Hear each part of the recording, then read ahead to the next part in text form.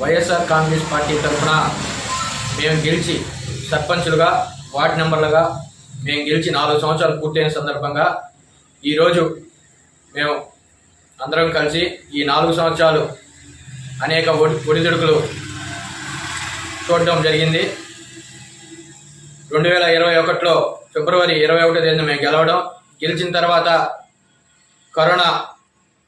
రావడం, పంచాయతీ ద్వారా కోవూరు ప్రజలకు పంచాయతీ శానిటేషన్ కానీ పరిశుభ్రత కానీ పంచాయతీ చేయడంలో విజయవంతంగా పూర్తి చేయడం జరిగింది. అదేవిధంగా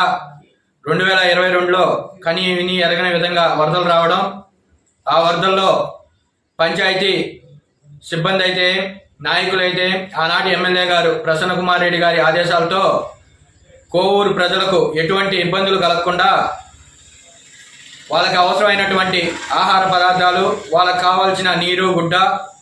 మరియు వాళ్ళకి కావాల్సిన షెల్టర్ని అన్నీ అందించడం జరిగింది. ఎటువంటి ప్రాణ నష్టం జరగకుండా పంచాయతీ విజయవంతంగా పూర్తి చేయడం. అదేవిధంగా మేము 2021లో గెలిచిన తర్వాత పంచాయతీ సిబ్బందికి 8,000 జీతాలుంటే ఆ జీతాలని గెలిచిన తర్వాత మేము 12,000 రూపాయలు చేయడం. ఈరోజు అదే కార్మిక సిబ్బందికి 18,000 రూపాయలు జీతాలు పెంచుతూ మా వార్డు సభ్యులందరూ ఏకదాటి నిర్ణయం తీసుకోవడం కూడా జరిగింది. ఎందుకంటే వాళ్ళు పడిన కష్టం ఈ 4 సంవత్సరాలు మా కళ్ళారా మేము చూసాం. అందుకని చెప్పి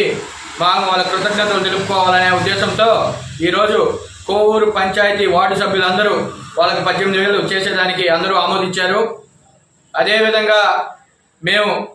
మా నాయకుడు నల్లపరెడ్డి ప్రసన్న కుమార్ రెడ్డి గారు ఆదేశాలతో మేము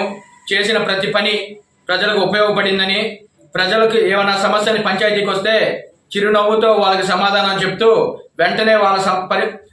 సమస్యని పరిష్కరించడం కూడా జరిగింది. పోతే ఒక నెల క్రితం నాకు మండలాధ్యక్షుడి పదవి ఇచ్చినటువంటి మా ప్రియతమ నాయకులు మాజీ మంత్రివర్యులు నల్లపరెడ్డి ప్రసన్న కుమార్ రెడ్డి గారికి, యువతని ముందుండి నడిపిస్తున్నటువంటి కోవూరు నియోజకవర్గ యువజన విభాగం అధ్యక్షులు నల్లపరెడ్డి రజత్ కుమార్ రెడ్డి గారికి,